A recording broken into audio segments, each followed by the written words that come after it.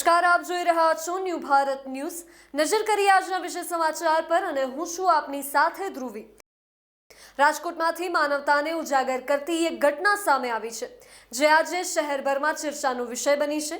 Shroff road ઉપર આજે એક વૃદ્ધ મહિલા માર્ગ અકસ્માતનો ભોગ બની હતી। ઘટના સ્થળે ભીડ એકત્ર થઈ ગઈ હતી, પરંતુ સમય ખૂબ જ અગત્યનો હતો। આ સમયે રાજકોટના ધારાસભ્ય અને વ્યવસાય તબીબ એવા ડોક્ટર દર્શિતા શાહ ત્યાંથી પસાર થઈ રહ્યા હતા। પરિસ્થિતિની ગંભીરતા જોઈને તેમણે ક્ષણભરનો પણ વિચાર ન કર્યો અને પોતાની કાર તાત્કાલિક ઊભી રખાવી। એમ્બ્યુલન્સ પહોંચે ત્યાં સુધી રાહ ન જોવાને બદલે તેમણે પોતાની કારમાં જ વૃદ્ધ મહિલાને બેસાડી તાત્કાલિક સારવાર માટે સિવિલ હોસ્પિટલ ખસેડી હતી। અહીં માત્ર આ રાજકીય નેતા નહીં, પરંતુ એક જવાબદાર ડોક્ટર તરીકે તેમણે ભૂમિકા ભજવી હતી। રસ્તા પર પડેલી મહિલાની સ્થિતિની ગંભીરતા સમજીને તેમણે સમય બચાવવાને પ્રાધાન્ય આપ્યું હતું। હોસ્પિટલ પહોંચ્યા બાદ પણ તેમની ભૂમિકા ત્યાં પૂરતી રહી નહોતી। તેમણે તબીબોને જરૂરી સૂચના આપી હતી અને વૃદ્ધ મહિલાની સારવાર યોગ્ય રીતે શરૂ થાય તે માટે ધ્યાન દોર્યું હતું। આ સમગ્ર ઘટનાને પગલે સ્થાનિક લોકોએ પણ ધારાસભ્ય ડોક્ટર દર્શિતા શાહની સમય સૂચકતા, માનવતા અને સેવાભાવની ભારે પ્રશંસા કરી હતી। જ્યાં ઘણી વખત જાહેર પ્રતિનિધિઓ પર ટીકા થતી હોય છે, ત્યાં આજે રાજકોટમાં એક અલગ જ ઉદાહરણ સામે આવ્યું છે, જ્યાં માનવતા પહેલા અને પદ પછી આવ્યું। ભાદર 2 ડેમના 3 દરવાજા આજે ખોલવામાં આવ્યા અને નદીમાં 16,000 ક્યુસેક પાણી છોડાયું છે। દરવાજા લગભગ 4 ફૂટ ઊંચા ખોલાયા હતા। આ પાણીથી ધોરાજી, ઉપલેટા અને ગેડ પંથકના 30 ગામોની 1,000 હેક્ટર જમીનને સિંચાઈ મળશે।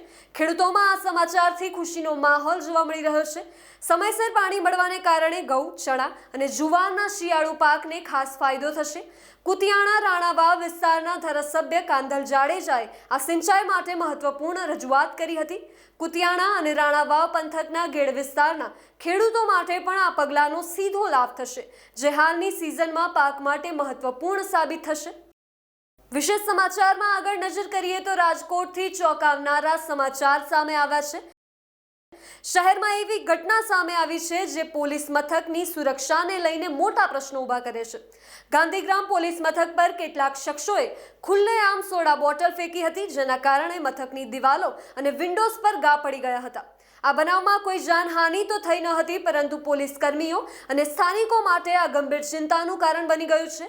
પોલીસે તરત જ કાર્યવાહી શરૂ કરી છે। આસપાસના સીસીટીવી ફૂટેજ મંગાવવામાં આવ્યા છે અને આરોપીઓની ઓળખ માટે શોધખોળ હાથ ધરવામાં આવી રહી છે। શહેરમાં આ પ્રકારની ઘટનાથી લોકોમાં સુરક્ષા અંગે ચિંતાનો માહોલ સર્જાયો છે અને ચર્ચાનો વિષય એ છે કે તત્વોએ ખુલ્લેઆમ પોલીસને પડકાર ફેંક્યો છે, તો તેઓ ક્યારે અને કેવી રીતે પકડાશે? આ ઘટના એ મેસેજ આપે છે કે શહેરના પોલીસ સ્ટેશન પણ હવે સંપૂર્ણ સુરક્ષિત નથી અને પોલીસ માટે ચિંતાજનક પરિસ્થિતિ ઊભી થઈ રહી છે। સમાચારમાં આગળ ધ્યાન દોરું તો પાટણથી દુઃખદ સમાચાર સામે આવી રહ્યા છે। શહેરના હારી 3 રસ્તા નજીક વહેલી સવારે એક ગંભીર અકસ્માતની ઘટના બની। ટર્બો અને છકડા વચ્ચે થયેલા આ ગમખ્વાર અકસ્માતમાં શાકભાજી વેચીને પરત ફરી રહેલા દેવી પૂજક પરિવારના 2 ભાઈઓ શિકાર બન્યા હતા।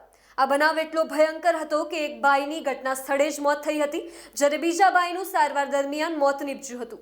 પરિવારમાં કાળો શોક છવાઈ ગયો છે અને સ્થાનિક લોકો પણ આ દુર્ઘટનાથી ગભરાઈ ગયા છે। પરિવારના આશ્રિતો અને ગામમાં સાથેના લોકોએ ઘટના પર જ શ્રદ્ધાંજલિ આપી છે। પોલીસ દ્વારા હાલ ગંભીરતાપૂર્વક તપાસ હાથ ધરાઈ છે। આશરે કેવી રીતે અને કેમ આ અકસ્માત સર્જાયો તેની વિગતો મેળવવા માટે તપાસ ચાલુ છે। સ્થાનિક માર્ગો અને વાહન વ્યવહારની સુરક્ષા અંગે પણ ફરીથી પ્રશ્નો ઉઠ્યા છે।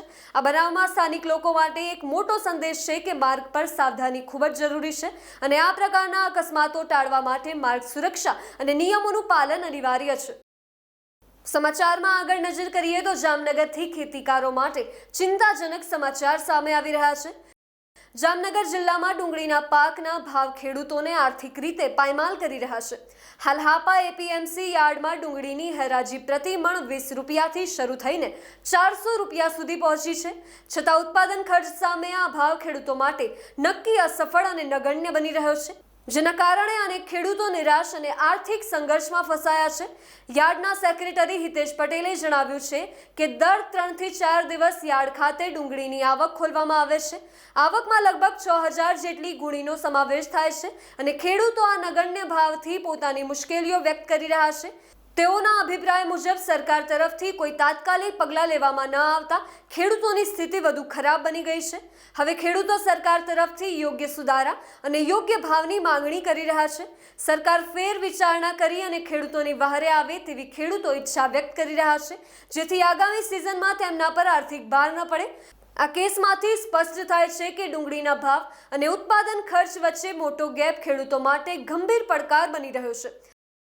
આજના વિશેષ સમાચાર માટે આટલું। વધુ સમાચાર માટે જોડાઈ રહો અમારી સાથે ઓન ન્યૂ ભારત ન્યૂઝ।